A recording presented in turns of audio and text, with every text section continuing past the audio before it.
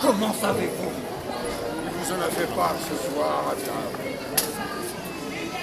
Que voulez-vous? Chaque grand homme a ses manières. Lui aime marier et démarier, sans l'avis des intéressés. N'a-t-il pas, dans sa propre famille, cassé le mariage de ses frères Jérôme et Lucien, marié de force Pauline et Hortense, sans parler des maréchaux et de ses généraux, contraint Rapellade à répudier leur femme, Talleyrand à épouser une bécasse, et enfin divorcer lui-même pour donner l'exemple. Et ce malgré vous, cher ami, qui était opposé à ce mariage autrichien.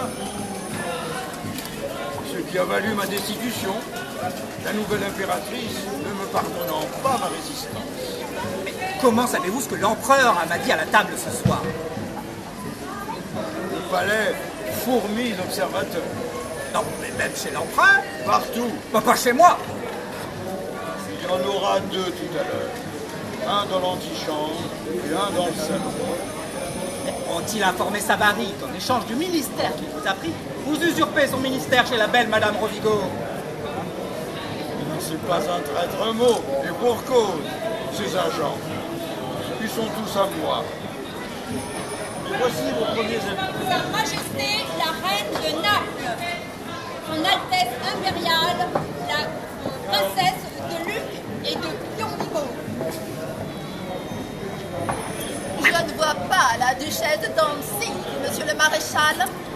Majesté, veuillez excuser la duchesse un peu souffrante. Vraiment? Ça ne durera qu'un instant. Dans un instant, elle vous suppliera d'agréer ses humbles excuses. Que pensez de cette duchesse qui ne sait pas que son premier devoir est de nous recevoir? Si nous nous retirions... Au contraire, première impertinence, nous les additionnerons.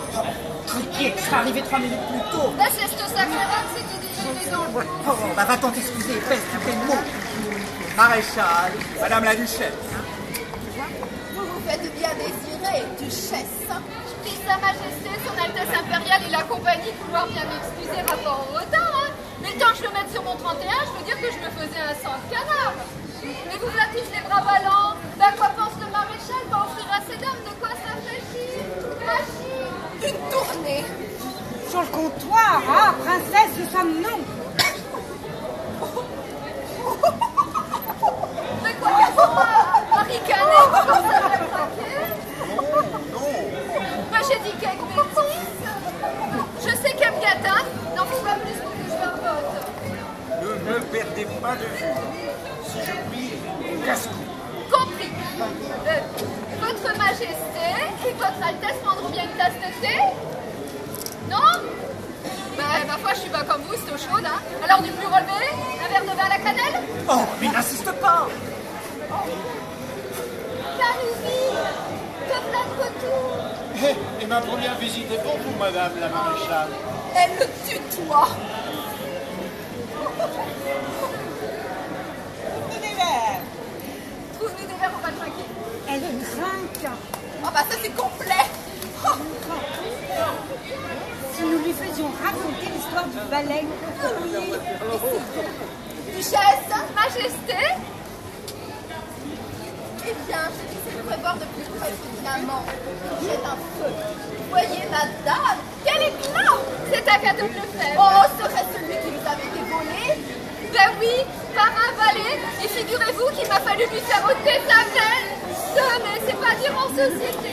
Dommage, elle était lancée. Ouf, j'ai eu moins chaud à dents si on entre en premier par la brèche. Ah, mais votre Majesté voudrait peut-être goûter à quel gâteau, à quel lichette? Oh non, merci. Les lichettes ne me disent rien.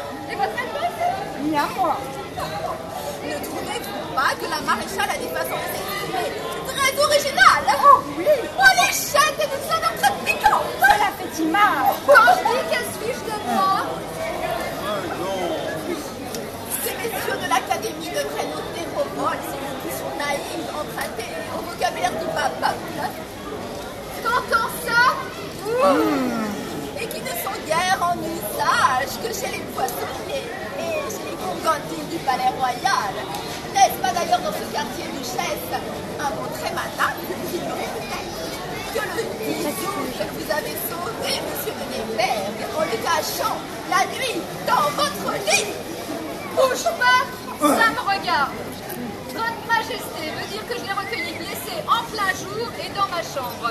L'hospitalité du lit, je laisse ça à plus grande dame que moi qui n'y reçoit que des gens bien portants.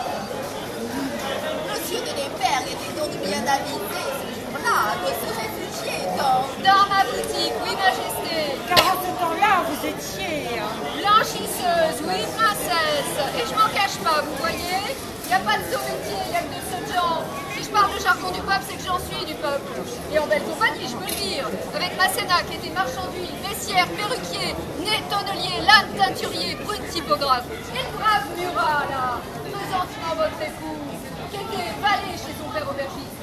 Si bien que ceux qui l'appellent aujourd'hui Majesté, les gens ont pu lui dire autrefois, garçon, change donc mon assiette. Vous avez l'audace. Et il n'y a pas de honte à ça, au contraire. C'est à leur mérite qu'ils soient partis de si bas pour grimper si haut par la seule force de vaillantise, hein. Et dans ce palais où nous voilà, ceux qui ont le mauvais cœur d'en rougir sont plein ingrats d'oublier leur passé. Tiens, attrape.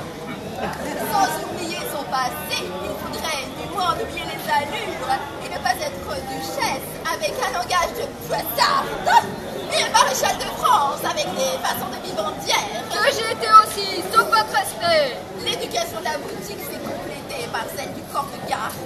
Du bivouac où l'on couche avec les trois pieds sur la paille. Quand il y en a. Mais c'est bien à vos majestés de me reprocher cette vie-là. Je dis, et bien haut, que j'ai dormi à la dure avec ces troupiers-là. J'ai roulé du Rhin au Danube, sous la pluie, la neige, les balles, ramassant les blessés, consolant les mourants et tirant les yeux aux morts. Et rien qu'en versant la goutte à nos soldats qui vous servaient un royaume, moi, simple vivandière, j'ai plus fait pour votre couronne que vous-même qui n'avez eu que la peine de la ramasser dans leur sang. Oh, un mot de trop que vous regretterez. Pas plus que les autres. Sortons, madame, on se croirait au Carodéal. Bravo, Maréchal. Il n'y a que C'est ce votre temps. Oh, tant pis, j'en avais trop sur le cœur. Hein. Ben oui. Cela peut vous coûter cher. Et arrive qui plante, hein. Elles ont leur paquet maintenant. Monsieur de Brigol, chambellan de Sa Majesté l'Empereur, a fait porter ce message. Nous y voilà.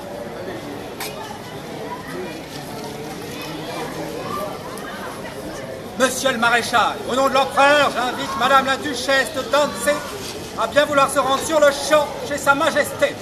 J'y vais. Mais ils ont eu le temps de tout lui raconter. Et comme il est déjà de méchante humeur, à cause d'une scène très vive cet après-midi chez l'impératrice. Je crois que cette nuit, nous ne dormirons guère. Et comme si la scène qu'elles ont faite à Catherine ne suffisait pas, voilà Caroline et Elisa qui viennent se plaindre à leur frère l'empereur de l'insolence de Madame Sangère.